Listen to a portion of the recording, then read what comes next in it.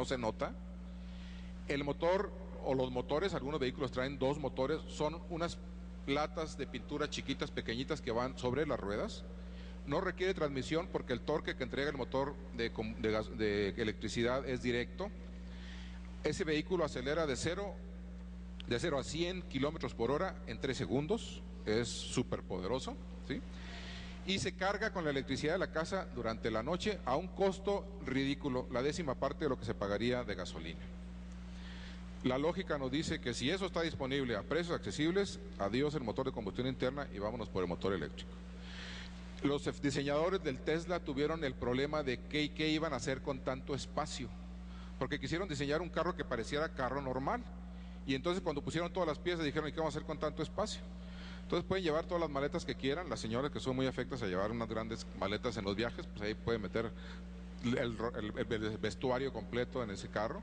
Se dieron incluso el lujo de tener una opción que le agrega otra hilera de asientos al carro. Todavía es muy caro un carro eléctrico porque las ventas son muy pequeñas en este momento, pero en cuanto se empiecen a masificar, eso va a cambiar tremendamente. ¿Qué les quiero decir con esto entonces? Que desde el punto de vista del mayor uso del combustible en el mundo, la tecnología va a ser un cambio radical. Pero ¿qué otra cosa también está pasando con el petróleo líquido, con el petróleo crudo? Que el gas está teniendo un gran auge. El gas de las lutitas, a través de este método que se encontró de explotación, está siendo abundante en muchas partes, incluido nuestro país al parecer, ¿sí? De tal forma que, por ejemplo, en Estados Unidos ya desplazó al carbón en la generación de energía eléctrica, porque además el carbón tiene otros limitantes, produce emisiones con mercurio muy malas, y entonces eso ha hecho que haya mayor regulaciones a las plantas de carbón, encarece las plantas de carbón, y entonces en este caso sale más barato sustituir el carbón con gas. Y el gas está sustituyendo al carbón en la generación de energía eléctrica. Pero no solo ahí, porque el precio del gas está bajísimo, bajísimo, comparado con el precio de crudo a $100 el barril. Y entonces las compañías transportistas como Federal Express, DHL y otras, ahorita ya están transformando sus camiones de diésel a camiones de gas natural comprimido. Y las grandes armadoras de camiones están ya empezando a sacar a la venta motores con gas natural comprimido, y los ferrocarriles igual, y los barcos seguirán pronto ese proceso. Se estaba hablando incluso de un avión a base de gas natural comprimido. Nos parece muy buena idea, pero bueno, andaban pensando en eso también. Entonces, esa tecnología motivada por un diferencial de costos enorme también va a hacer que la demanda de petróleo líquido disminuya sensiblemente. ¿Qué más está ocurriendo en el panorama? La siguiente, por favor. Las renovables. Calladitamente, las energías renovables han venido entrando en el mundo. Ha habido muchas discusiones de que si son muy caras, de que son intermitentes, de que no son confiables, etcétera. Y en esa discusión estamos aquí en nuestro país. Sin embargo, esa discusión como que ya pasó en otros lugares. En Alemania, en este año, en un día soleado, precioso, los alemanes estuvieron generando el 60% de su energía con paneles solares. ¿Hay algún alemán en la audiencia? ¿No? Bueno, déjenme decirles que los alemanes están pálidos por una razón fundamental. No hay sol en Alemania. Digo, si hubiera sol, como aquí con nosotros, estarían prietitos igual que nosotros. Los alemanes son pálidos porque no hay sol. Sin embargo, se dieron a la tarea de construir el equivalente de 7 plantas nucleares por año en paneles solares. Y ya llevan 3 años a ese ritmo frenético. ¿Qué está sucediendo ahorita entonces? Que las energías renovables, primero por el asalto alemán a la energía solar, hizo que los costos de la energía de los paneles solares se viniera al suelo. A mí me tocó poner un par de paneles solares en la institución donde trabajaba en la frontera. Esos 2 paneles solares suministraron hace 7 años aproximadamente el 35-40% de las necesidades del edificio, y costaron el equivalente a $8 el watt hace 6 años. Ahorita el costo del watt es de 70 centavos de dólar. Es decir, disminuyó en muy poquitos años casi 10 veces. ¿Por qué? Porque la masificación de las ventas en Alemania y en otros países hizo que los precios se bajaran, que la manufactura se hiciera mucho más eficiente, etcétera. Es decir, las renovables ahorita son altamente competitivas y también se deben a que los gobiernos en su inicio le pusieron mucho dinero en forma de subsidios para el impulso de las renovables en Europa particularmente. Entonces, ahorita nosotros podríamos estar ya gozando de un costo de renovables bajísimo por los sacrificios fiscales que se hicieron en otros países y poder instalar nosotros esos paneles solares. No tiene comparación el sol de mi tierra allá en el norte, ¿sí? Pegado a Sonora y Chihuahua, en esos desiertos inmensos, con lo que producen los alemanes, que la mayor parte del tiempo se la pasan nublados, ¿sí? Y con muy poco sol en esas latitudes. Sin embargo, es una cosa increíble lo que está pasando en Alemania. La siguiente, otro clic, por favor. ¿Cuáles son los beneficios de todo esto que está pasando? Pues en términos ambientales, vamos a parar el calentamiento global. Habíamos dicho que necesitamos pararlo antes de que llegue a las 450 partes por millón. Pero además también vamos a tener mejores ciudades, porque el cambio de tecnología, particularmente la automotriz, y el uso de mayor transporte público, y el uso de la bicicleta, etcétera, van a hacer que nuestras ciudades sean más saludables. ¿Cómo se vería que un día un papá le dijera a sus niños, un sábado en la mañana, apúrense hijos, vámonos al Zócalo a respirar aire puro? Sería increíble. Pues muy probablemente lo vamos a ver, sobre todo los jóvenes, en este siglo y antes. La siguiente, por favor. Entonces, lo que yo considero es que en lugar de ver una reforma energética nada más centrada en el tema del petróleo y en un poquito tiempo en que la situación pareciera que no va a cambiar, mejor hay que ver una reforma energética amplia, ¿sí? Que tenga mayores alcances en el tiempo y que incluya todo este panorama que está dibujado en esas rayas que están ahí. Un clic, por favor. Es decir, una reforma energética integral, donde veamos este panorama. Recordemos que los eventos petroleros importantes de nuestro país ocurrieron hace ya 70 años o más. ¿Por qué no ver a 70 años lo que va a suceder con todo esto de las energías? Y vamos a empezar a ver estos cambios incluso de manera radical. Ahorita están verdaderamente asombrados en el mundo por el experimento alemán. Y todos sabemos que los alemanes, pues no creo que se avienten puntadas nada más porque se les ocurre. Son gente muy sesuda, que sabe lo que está haciendo. No hay país en Europa con mayor seguridad en el suministro de energía eléctrica que Alemania. Si nosotros tenemos apagones aquí, quién sabe qué tantos, allá no los conocen. Si ustedes le preguntan en alemán sobre los apagones, dicen, ¿qué es eso? No existen en Alemania. Y a pesar de eso, se están aventando con esto. Ellos piensan que para este 2020, todo el 35% constante de su energía va a ser a base de renovables y que para el 2050 el 80%. Yo digo que van a llegar bastante más rápido que eso. Y otros países están siguiendo, incluso Estados Unidos, que es un país que es tan aficionado al crudo y al combustible líquido de petróleo. En toda la frontera es una cosa increíble lo que están instalando de paneles solares y de generadores eólicos. Increíble lo que se está dando ahorita en toda la frontera. Pero nada más pasa uno de este lado, nada. Nosotros tenemos prácticamente cero en nuestro país. La siguiente, por favor. Mire, las renovables, ahí está un mapa de México donde mostramos que en el norte tenemos las mejores insolaciones. Un cuadrado de 25 kilómetros de lado en el desierto de Sonora es suficiente para alimentar toda la energía del país, de México. Hay un gran potencial todavía en la geotermia. Nosotros vivimos en el eje volcánico, eso genera una gran cantidad de agua caliente por muchas partes. Tenemos un potencial muy grande geotérmico, tenemos un potencial eólico enorme en Oaxaca. El viento que sopla en Oaxaca es extraordinario comparado con muchas regiones del mundo. También en la costa del Golfo, en Tamaulipas, sopla un viento extraordinario. En todas estas partes nosotros podemos estar llenando de granjas solares. De hecho, ahorita, por ejemplo, el 70% de nuestra energía eléctrica se produce a base de quemar combustibles fósiles. De ese 70%, la mitad es con combustóleo, el más sucio de los combustibles. Y la mitad de esas plantas de combustóleo ya están en edad de retiro. Si Comisión Federal quisiera, en este momento, ese 50% de plantas viejas podría ser sustituido por granjas eólicas a precios competitivos demostrados en una serie de estudios que se están realizando para la CENER. De este lado de la gráfica vemos todo el potencial que tenemos como país y nos alcanza y nos sobra para las necesidades futuras y para sustituir todas las plantas viejas y humeantes que tenemos de combustóleo. La siguiente, por favor. La siguiente, por favor.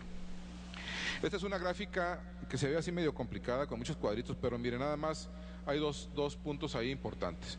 Ven las bolitas verdes más o menos en el centro. La bolita verde del centro es donde estamos ahorita en términos de generación de energías renovables, si sumamos las grandes hidros del país. Pero ya no nos queda mucha energía hidráulica grande que explotar, porque ya todas las caídas las tenemos ya, utilizadas ahorita. Ya no hay mucho que explotar. El país, en una ley que se pasó en 2008, dijo que iba a suministrar el 35% de la energía del país con energías limpias o renovables para el año 2024. Entonces, la ruta que nosotros tendríamos que seguir sería de la bolita del centro a cualquiera de las dos bolitas de arriba. La más hacia la derecha es la que, si seguimos con la misma proporción entre generación de energía y capacidad instalada que tenemos ahorita, ahí tendríamos que llegar. Pero si fuéramos muy listos y la generación fuera exactamente igual que la capacidad instalada, estaríamos en la bolita de la izquierda. Ahora déjenme decirles de qué tamaño son los pasos que damos para llegar allá. Bueno, los pasos que damos es el cuadro de abajo, que está así de color medio rosa y que tiene dos bolitas chiquitas. La primera bolita es donde estábamos en 2008. La siguiente bolita es donde estamos en 2012 en energías renovables diferentes que la gran hidro. Y esas son las herramientas que tenemos para poder llegar a las bolas de arriba. Al 2024 faltan apenas ya 10 años, nunca vamos a llegar a ese paso. ¿Por qué no hemos llegado a ese paso? Porque no hemos hecho ese gran avance, si tenemos tanto potencial, si las energías renovables ya son competitivas en términos de precios y todo lo demás. Lamento decirlo, pero han sido obstáculos políticos, no han sido obstáculos técnicos, ni de capital, ni de financiamiento. Han sido obstáculos políticos. Y desgraciadamente, con actitudes monopólicas clásicas de Comisión Federal de Electricidad particularmente. Porque nos consta que la CENER hace todo el esfuerzo por imponer esto, pero cuando llegan las cosas de Comisión Federal son oídos sordos. ¿Cómo se explican ustedes? La siguiente, por favor.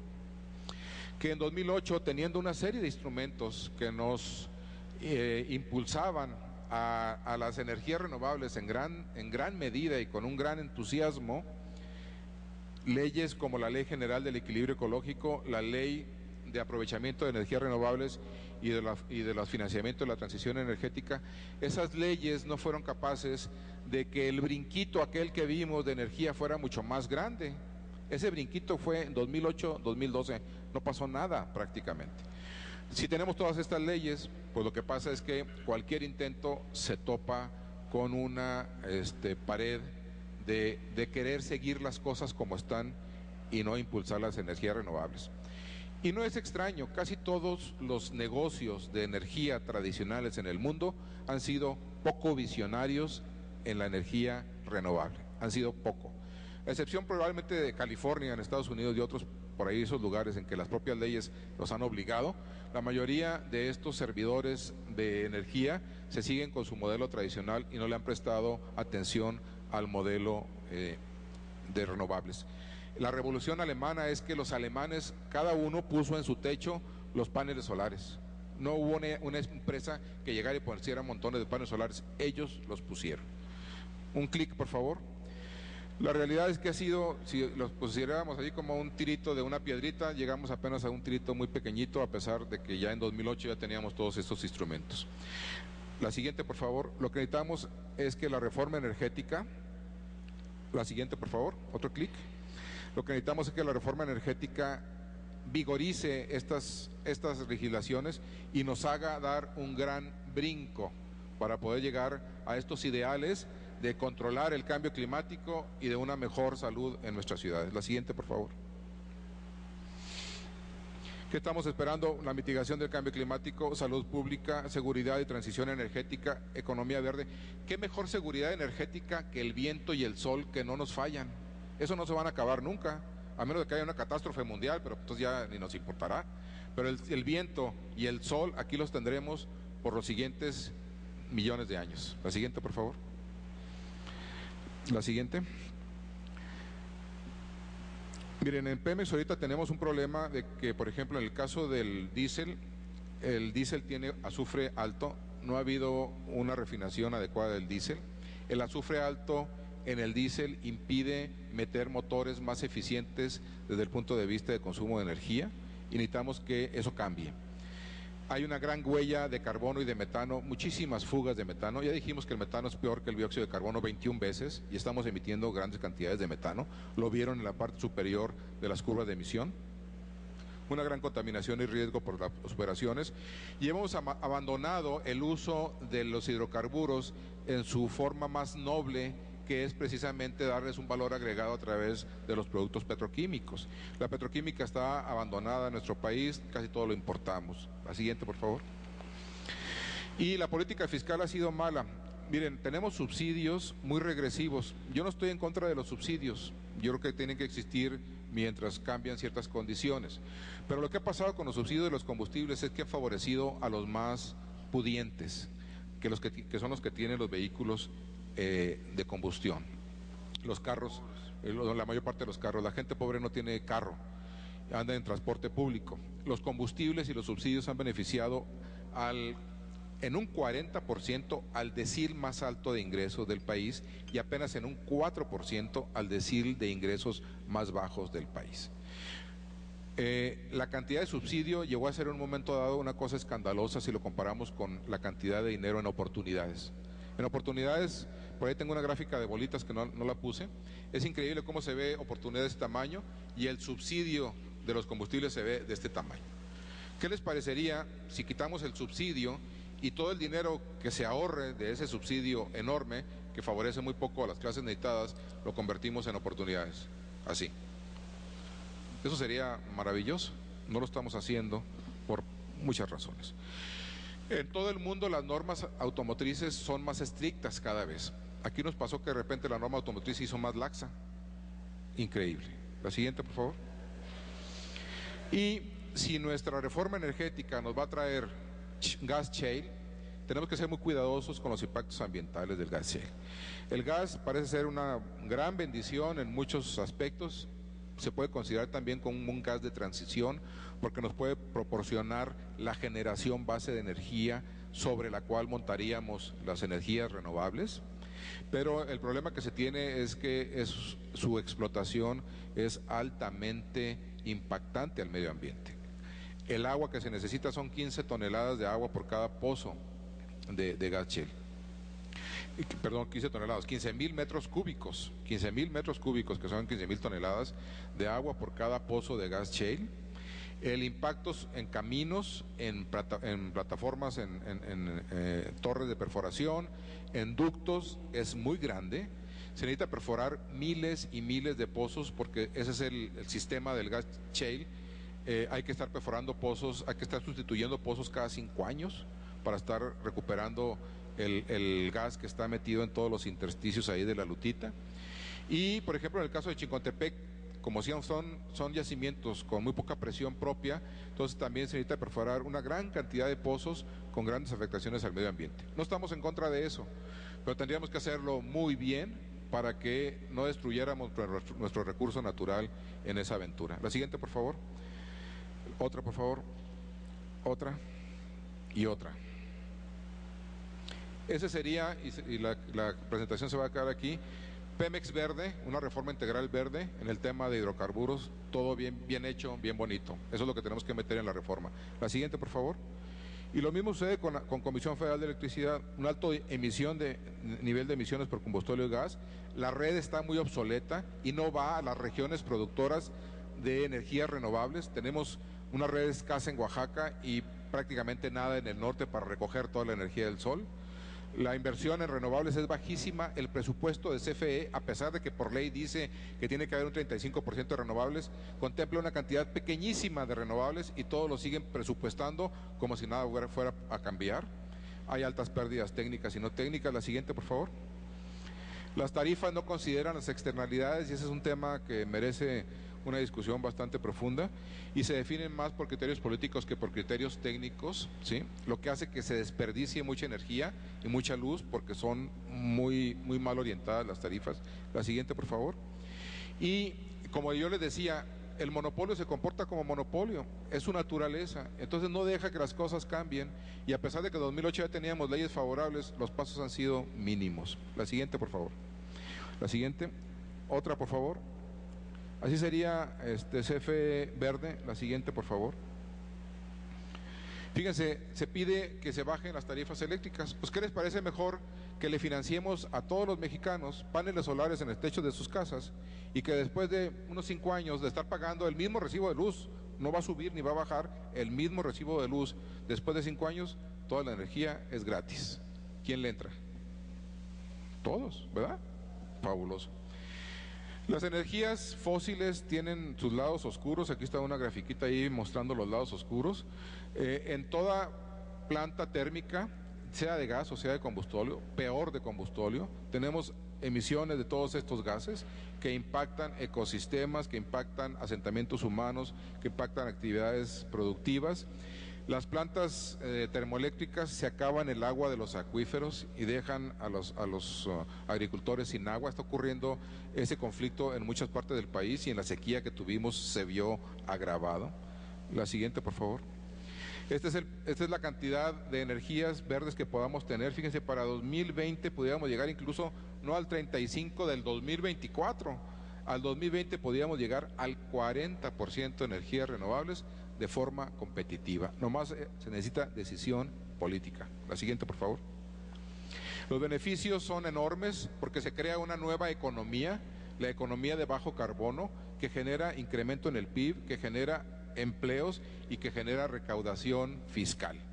Eso está ocurriendo en otros países y podría estar ocurriendo en nuestro país si quisiéramos. La siguiente, por favor.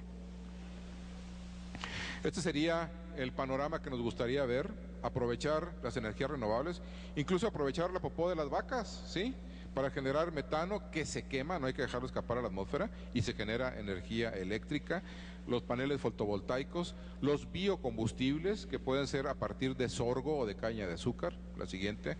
Ya sé que algunas gentes no están de acuerdo con los biocombustibles, pero tenemos ahí una capacidad. La siguiente, por favor. Otra más, tienen muchos. Otra más, por favor. Otra más. Otra más.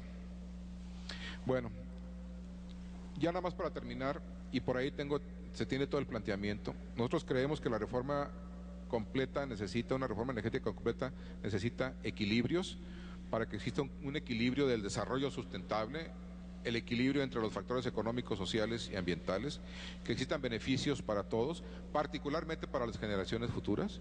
Yo estaba parado en una plataforma cuando se dijo que íbamos a ser ricos, ¿sí?, y pasaron 30 años y seguimos batallando igual, y al contrario, ¿sí? Energías renovables y cambio climático es un imperativo, no podemos dejarlo pasar, no podemos dejar que nos ocurran las 450 partes por millón. El petróleo es más que simplemente quemar un combustible para que desaparezca, lo podemos aprovechar para hacer cosas más útiles a través de la petroquímica. La contaminación que se genera por el uso de los combustibles fósiles es enorme y dañina a la salud, y necesitamos que los subsidios sean bien dirigidos para que beneficien y no perjudiquen. Aquí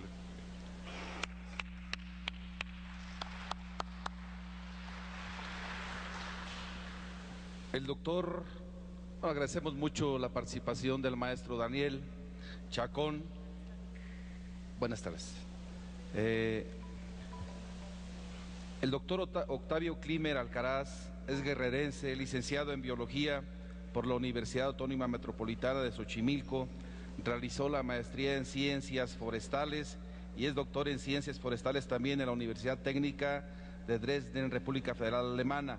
Ha sido procurador de la Procuraduría de Protección Ecológica del Gobierno del Estado de Guerrero y delegado federal de la Secretaría del Medio Ambiente y Recursos Naturales en Semarnat, en el Estado de Guerrero, diputado federal suplente en funciones durante la 60ª legislatura, secretario técnico de la Comisión Especial sobre Cambio Climático en la Cámara de Diputados del Congreso de la Unión en la 61ª legislatura, coordinador del Programa Estatal de Cambio Climático de la Universidad Autónoma de Guerrero, asesor en medio ambiente en la Cámara de Diputados del Congreso de la Unión. Actualmente se dedica al análisis y asesoría ambiental.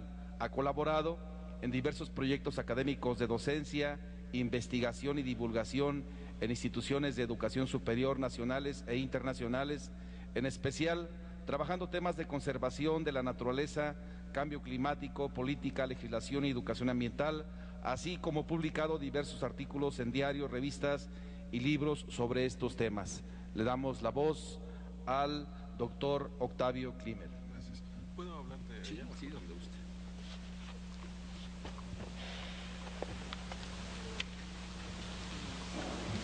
Muy buenas tardes. Espero y les agradezco de verdad la paciencia para que leamos también este documento.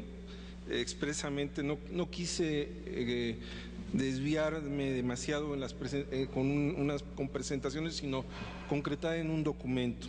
Quiero agradecer también al Grupo Parlamentario del PRD del Senado de la República, por conducto del senador Morón, que nos permitan hoy estar aquí con ustedes en este foro sobre el debate público de la reforma energética, en especial en este tema que, como lo decía aquí el maestro Chacón, pues es el hijo de los divorciados, ¿no? Y lo digo con tristeza porque pues así se observa también muchas veces en la realidad de la vida cotidiana en esta mesa de sustentabilidad y transición energética. La ponencia que la titulamos Nuevos mandatos para la transición energética en México. El primer ítem. El cambio climático es identificado por los científicos relacionados con temas ambientales como el principal problema ambiental del siglo XXI. Es sin duda un éxito para la ciencia el haber logrado crear conciencia por las consecuencias para la vida de las crecientes concentraciones en la atmósfera de gases de efecto invernadero. En especial, el cambio climático tiene y tendrá enormes impactos sobre la oferta y demanda de energía, tanto en el planeta en su conjunto como en México. Por ello, es necesario avanzar en la búsqueda de soluciones, no solo desde el punto de vista de la mitigación, sino también desde el ámbito de la adaptación a las causas y efectos adversos del mismo, basadas en las nuevas tecnologías, la eficiencia y el ahorro energético. En dicho sentido, se debe señalar que conforme al Inventario Nacional de Emisiones de Gases de Efecto Invernadero del año 2010, se emitieron a la atmósfera gases de efecto invernadero que corresponden a 748 millones de toneladas de dióxido de carbono equivalente. Para disminuir estas emisiones, la Ley General de Cambio Climático señala que en el año 2020 México deberá reducir de manera aspiracional sus emisiones de gases de efecto invernadero en un 30% con respecto al escenario de línea de base. Al respecto, conforme a la Estrategia Nacional de Cambio Climático, se estima una reducción de emisión de 288 millones de toneladas, emitiendo solo 672 millones de toneladas en el año 2020. También, conforme a la citada ley, en el año 2050 deberán haberse reducido dichas emisiones en un 50% respecto a las emisiones en el año 2000, lográndose un máximo de emisión en dicho año de 320 millones de toneladas de dióxido de carbono equivalente. Debe hacerse énfasis en la magnitud del esfuerzo que deberá hacerse en particular por el sector de la energía, cuando se registra, conforme al citado inventario del 2010, que el 67%